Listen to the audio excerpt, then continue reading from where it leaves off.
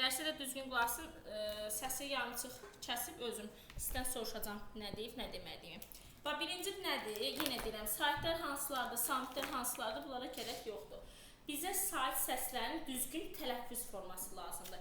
Ümumiyyətlə, sait səslər tələffüzə görə iki yerə bölünəcək. Həm yazılışa görə, həm də tələffüzə görə. Var eyni cinsli saitlər, daha doğrusu eyni cinsli qoşa saitlər. İndi 15 dənə maç eləyirmiş bura. Eyni cinsli qoşa saitli sözlər. Şimdi mən dərsimə əlavə qoşulam. Şahnaz.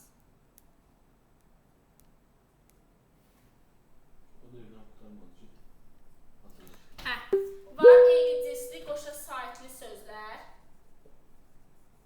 Bir də var müxtəlif cinsli qoşa saitli sözlər.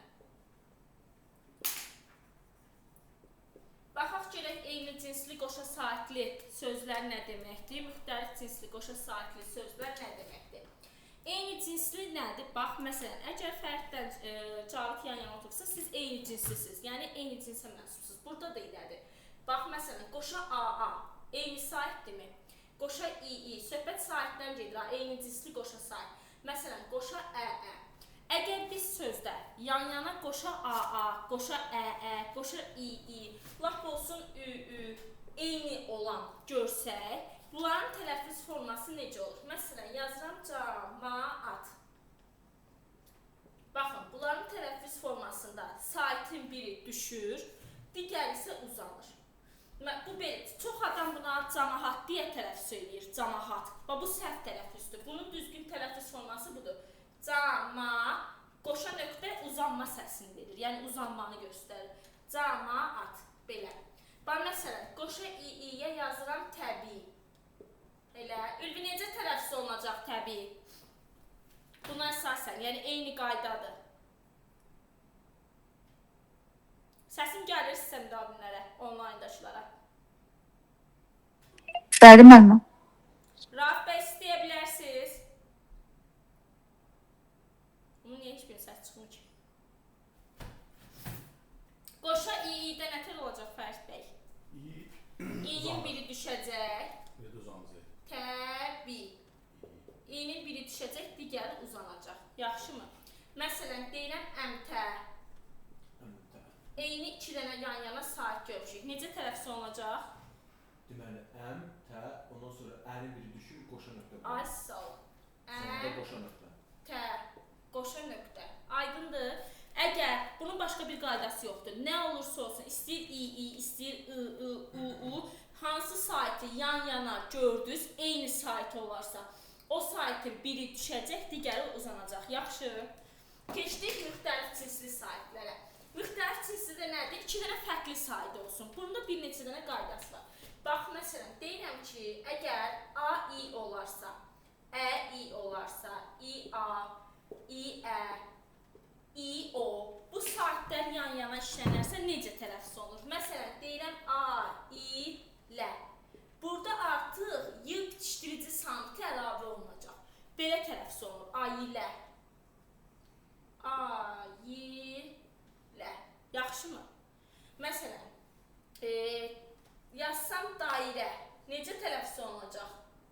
Bax, yan-yana AI gördüm. Yan-yana AI gördüm. Necə tələffüz olunacaq? Dairə.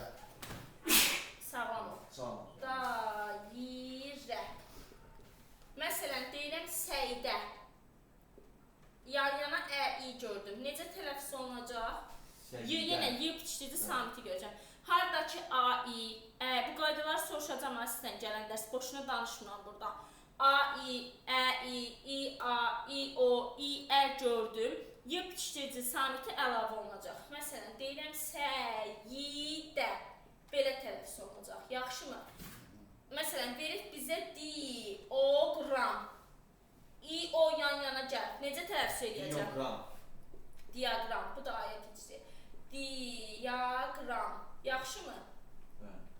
Yəni, təzdən bir də deyirəm. AI gördünüz, EI gördünüz, IA gördünüz, IE gördünüz, IO gördünüz. Ora Y bitişdirici samiti əlavə olunur. Yaxşı. Saytlərdə məsələ budur. Qalan ikinci ehtimalı yoxdur. Bir də köhnə qaydalarda belə bir şey var idi. Əvvələ biz əgər yan-yana ÜA görərdiksə, bu da ikinci qaydadır. Nə bilim, Üə görərdiksə, ƏA görərdiksə, köhnə qaydaya görə belə idi. Məsələn, deyirəm müəllim, elə.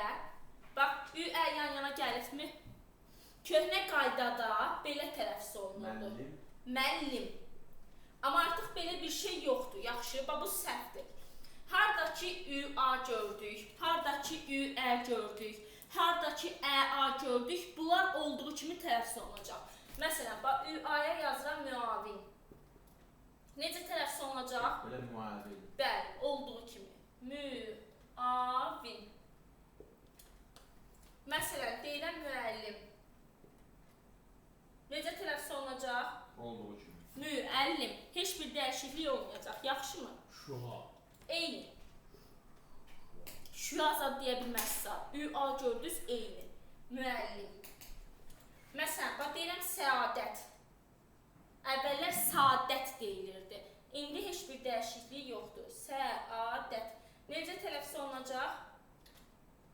Səadət.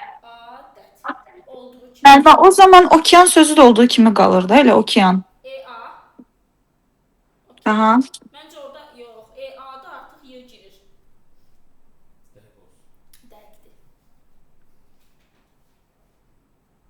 Bu qayda aydın oldu.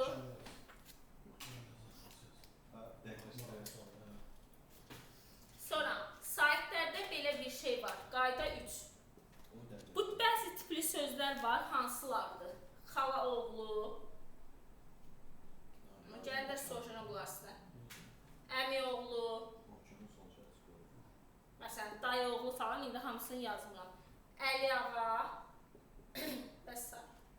Bunların tələffüzündə burada sahib düşəcək. Bax, belə tələffüz olunur. Xala oğlu. Düzgün tələffüz forması budur. Əmi oğlu. Nə düşdü mənim orada? Sahib. O düşdü. Oy, burada. Xala oğlu yazılacaq onda. Xala oğlu yazılır, o düşdü. A düşdü. Xala oğlu. Oy, burada sahib yazmamışam. Əl ağa. Belə tələffüz olunacaq. Əl ağa. Sahibin biri düşür.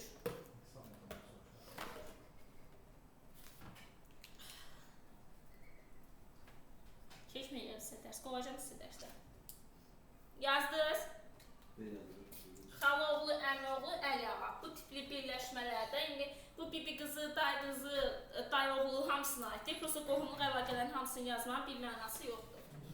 Saitin tələffüzü bu qədər.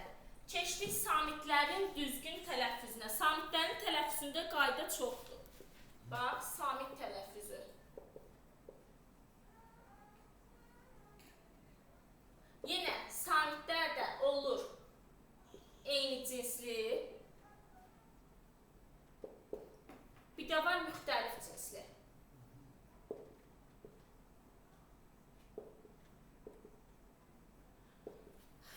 Müxtəlif cinslilər çox aktual deyil, amma eyni cinslilər aktual ola bilər. Yəni düşə bilər. Eyni cinslidə məsələ nədir? Burada da bütün samitlərə aid deyil. Var qoşa qı-qı, qoşa pı-pı, qoşa tı-tı, qoşa kı-kı, bir də qoşa yı-yı. Eyni cinsli samitlərdə, təkrarən deyirəm, qoşa pı-pı, tı-tı, kı-kı, bir də yı-yı. Bu 5 dənəsi fərqli tələffüz olunur. İndi baxaq görək necə tələffüz olunur. Əgər bir sözdə yanaşı qoşa qı-qı görərsinizsə, məsələn, deyirəm, gəl nümunə deyək, deyirəm 9. Bu zaman, bax, harada qoşa qı-qı gördünüz, bu zaman qı-nın birincisi qı-ya keçir. Belə tələffüz olunur. 9. Yəni, qoşa qı-qı görəndə həmin söz qı-qı kimi tələffüz olunur. Yaxşımı? Qoşa pı-pı deyir. Məsələn, deyirəm, hop, pan, maq. Bəli. Heç kar cingiltili səni çaşdırar. Sadəcə belə. Bax, mən kar cingiltilidə 2 dənə cümlə yazacağım, seçə bilərsən. Hop, pan, maq.